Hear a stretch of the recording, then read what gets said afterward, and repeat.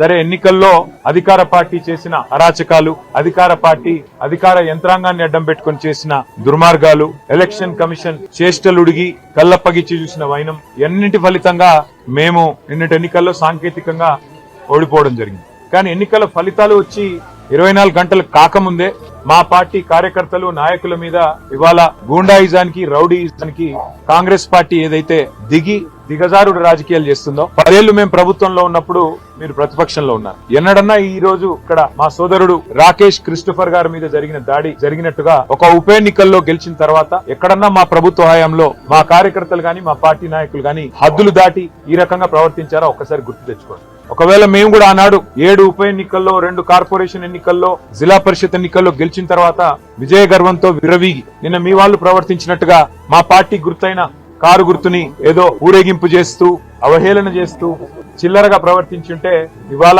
మీరు ఎక్కడ ఉండేటోళ్ళో ఆలోచించుకోండి. జూబ్లీహిల్స్ నియోజకవర్గంలో ఏ కార్యకర్తకి ఏం జరిగినా కంటికి రెప్పలాగా కాపాడుకునే బాధ్యత నాది, పార్టీది.